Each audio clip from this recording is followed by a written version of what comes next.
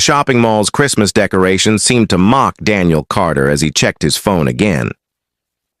4:47 p.m. He had exactly 13 minutes to pick up his daughter Zoe's birthday present, get to the daycare before the late fee kicked in, and somehow figure out how to explain why her birthday party tomorrow would be just the two of them. Again. Single fatherhood at 29 wasn't the plan. But when Zoe's mother had walked out 3 years ago, plans became irrelevant. Now it was just survival, one day at a time. Daniel was speed-walking toward the toy store when he heard it, a small, frightened voice cutting through the holiday crowd noise. "Mommy, Mommy!" He turned to see a little girl, maybe 4 years old, standing frozen near the fountain. She wore an expensive-looking navy coat and held a stuffed rabbit, her face crumpling as she realized she was alone. Shoppers streamed past her, everyone too busy to notice one small, terrified child. Daniel's parental instincts overrode his schedule. He approached slowly, kneeling to her level a few feet away so he wouldn't frighten her. "Hey there, are you lost?" The girl nodded, tears streaming down her cheeks. "I can't find Mommy. She was right there and then she wasn't, and I looked everywhere." Her words tumbled out in a panicked rush. "Okay, it's okay. My name is Daniel and I have a little girl too. We're going to find your mom, I promise. What's your name?" "Sophie." She hugged her rabbit tighter. "Sophie Winters." "Hi, Sophie. That's a beautiful name. And who's this?" He pointed to the rabbit. "Mr. Hopscotch.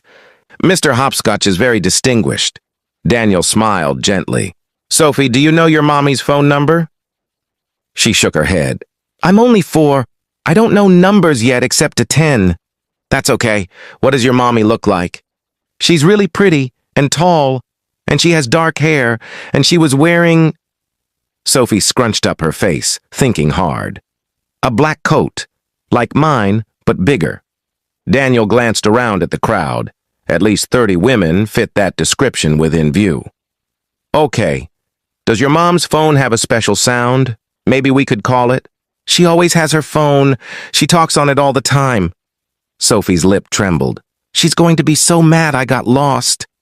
"She's not going to be mad, sweetie. She's going to be relieved. Moms don't get mad about this stuff. They just get scared because they love you so much." Daniel thought of Zoe, how his heart stopped every time she was out of sight for more than 3 seconds. "Let's go to the security desk, okay? They can make an announcement." "I don't want to go with a stranger," Sophie said suddenly, clearly remembering her safety lessons even through her fear.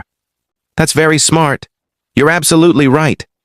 Daniel pulled out his phone. "Look, this is my daughter Zoe. She's 6, see? And here's my ID."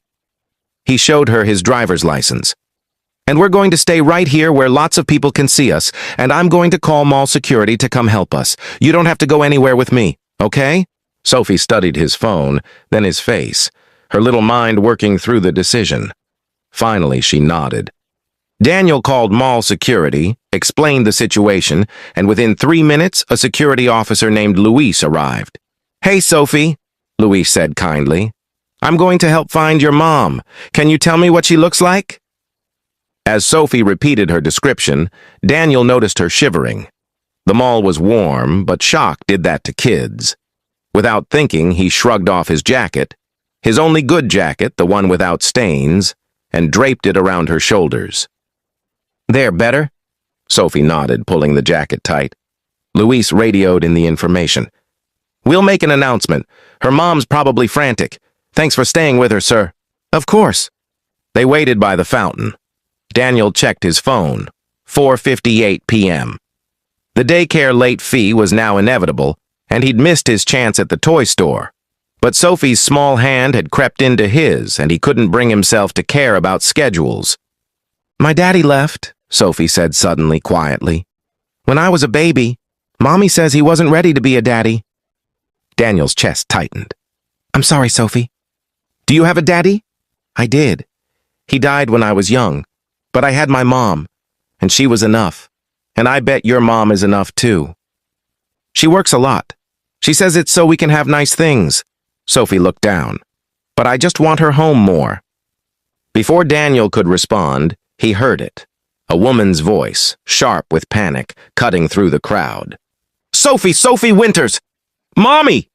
Sophie's head whipped around and then she was running, Mr. Hopscotch forgotten on the ground.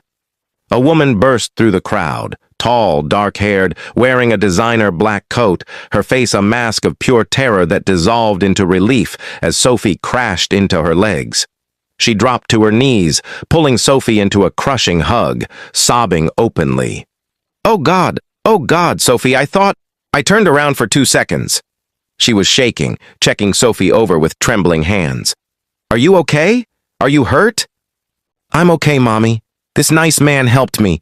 He called security and let me hold his phone and gave me his jacket because I was scared. The woman looked up at Daniel for the first time, and he felt the world tilt slightly. She was beautiful, but more than that, there was something in her eyes, an intensity and intelligence that made his breath catch. You stayed with her? Her voice was rough with emotion. Of course. I couldn't just leave her alone. Daniel picked up Mr. Hopscotch, offering it to Sophie. Someone had to keep Mr. Hopscotch company. The woman stood, still holding Sophie. I don't know how to thank you. I was in the store looking at something, and when I turned around, she was just gone. I've been searching for 10 minutes. It felt like hours. I understand. I have a daughter. That fear is... Daniel couldn't finish. They both knew. Victoria Winters. She extended her hand. And you are? Daniel Carter. Mr. Carter saved me, Mommy. He showed me his daughter and his ID and called the security man and everything. Victoria's eyes studied Daniel with new appreciation. You did everything exactly right. Thank you. Just helping a kid in trouble. Daniel checked his phone, 5:12 p.m. I should go, actually, late pickup at daycare. Wait. Victoria reached into her purse, pulled out a business card. Please, I'd like to properly thank you. Dinner or whatever would be appropriate, I insist. Daniel glanced at the card. Victoria Winters, CEO, Winters Global Enterprises. His stomach dropped. Winters Global was one of the biggest tech companies in the world. He'd seen articles about Victoria Winters, the billionaire who'd built an empire before 35, the tech titan who revolutionized cloud computing. And he'd just wrapped his stained jacket around her daughter. That's really not necessary, he managed. It absolutely is. Victoria's tone shifted. This was the voice of someone used to getting what she wanted. You stayed with my daughter when you could have kept walking. You made her feel safe. That's worth more than... Her voice cracked. Please, let me say thank you properly. Daniel looked at Sophie, who was watching him hopefully, then at Victoria, whose eyes held something desperate. Not just gratitude, but a loneliness he recognized.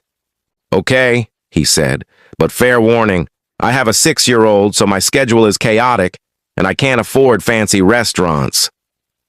Victoria smiled, a real smile that transformed her face. I'll work around your schedule, and we'll go wherever you want. Daniel expected nothing to come of it.